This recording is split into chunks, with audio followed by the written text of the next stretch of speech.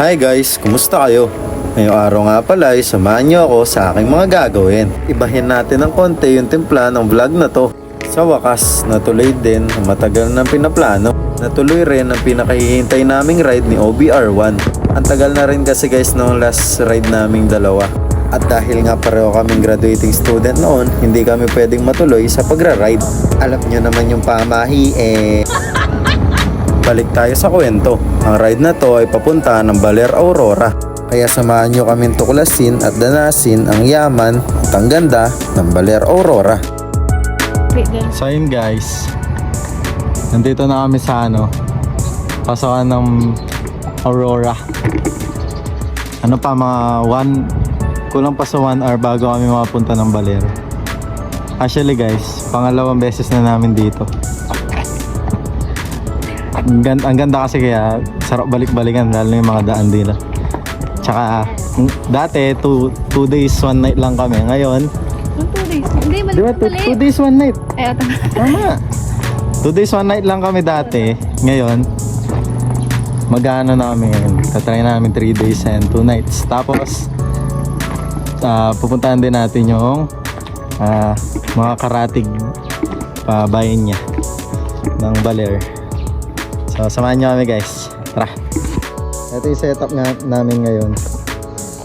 Bili akong camping bag. Tapos yan, dala namin ganyan. Medyo mahirap nga lang mag-drive, pero okay na. Pre navigation, bote. Ito may marami laman to guys. Kumakain siya ng kagad. Tapos ngayong kapatid niya baka kapatid niya to pag-iyanan niya na. Pag-claim niya na lang Eldred. Hi Eldred. Hi Eldred. Yes. Joke lang pre. Love you. At dito nga banda ay nag-umpisa na ulit kaming bumiyahe. Ang tawag yata guys dito sa dinadaanan namin na to is yung Pantabangan Dam. Isa rin sa masarap may experience dito sa pagpunta ng Baler guys is yung kanilang daan. Kasi hindi ka magsasawa sa pagliko-liko at syempre sa magandang tanawin na makikita mo.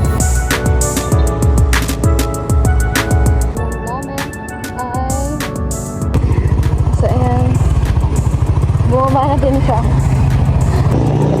Ayan na. Ang layo. At least nakita tayo sa organizing. So yun guys, naplatan kami. Nalikod, malapit na lang. Pambira. Yan talaga yung nangyayari sa buhay. Unfortunate things happen. So learn how to respond with it. Ang init pa. Ay, gutom na kami.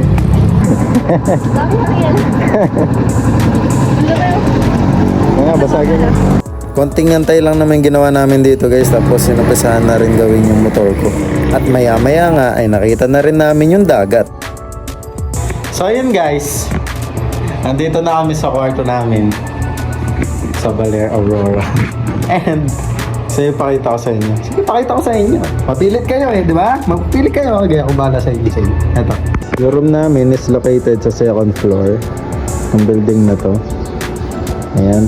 And then, room number 4 dun sa amin. Halos magkakamukha lang naman yung mga dito guys. Yung mga rooms. And then, pagdating dito, kita nyo naman yung dagat doon. Ang Sabang Beach. Ayan. Ayan. Tapos yung mga yan guys. Ayan, surfing lessons yan. Pwede kayong magano dyan. Dito tayo. Pasok tayo sa room. Pag entrada nyo, makikita nyo si OBR1. Nagkaklase. Okay. So ito, may sila. May TV sila dito. Ito rin yung aircon. Then blower. Meron din. May wifi din sila dito guys. Ito. May wifi sila dito. And then, yan.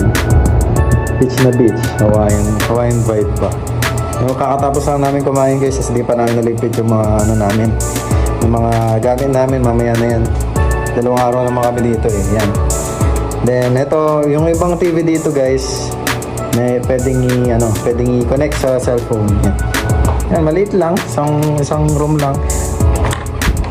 Tapos ito yung nila, yung kitchen na ako na. Ito yung kanilang bathroom. Maliit lang pero malinis naman, may heater din sila. Yan. Dito. May ano din pala guys ha, may ano silang towel kada person. Etong room na to guys, pwede siya sa hanggang 6 packs. 6 packs daw pwede dito. And yung rate nila dito is 1,700 per night. So dalawang gabi kami dito. Tatlong araw, dalawang gabi. Kaya umabot ng 3,400 yung binayaran namin. May ako nasasabihin yung pangalan ng lugar guys. Bye, tutulog muna ako. Yes! Nagluluto ka pala. So yun guys, nagluluto kami. Kasi gusto namin makatipid. And ito yung kanin, luto na. Ito yung ulam namin ngayon guys. Sausage at saka payless. Kasi we're bad persons. Sorry. Where are we going? Sa tabing dagat tayo kakain guys. Okay. Para mag-iba yung ambience. So, mga dala kami. Mga paraphernalia. Yes. Paraphernalia. So bakit nga ba ganito yung setup ng vlog natin? May gusto ko kasi na ipakita sa inyo yung ganda ng Baler. So ibahin muna natin yung upload ng vlog natin ngayon. Di tayo masyado voice over sa mga early ano lang. And dahil 3 days kami dito, 3 days din yung upload nito guys. Yan. Abangan nyo yung mga susunod na mangyayari. Lalo na bukas. Kasi ngayon nagpahinga kami. Sobrang pagod sa biyahe. Yes. Ayan. Ito guys ang ulam namin ngayon. Excited pa ako. Meron tayong piles dito. Tsaka sausage. Siyempre kanin di mawawala yan. Habang nandito ka sa tabing dagat. Dinig nyo naman guys, di ba? Okay na kami sa ganitong trip. Saya namin sa ganito. You happy? Yes. At tinapos na nga lang namin yung araw sa pagkain sa tabing dagat. Abangan nyo yung mga susunod na upload guys. Salamat sa pagsama sa kwento.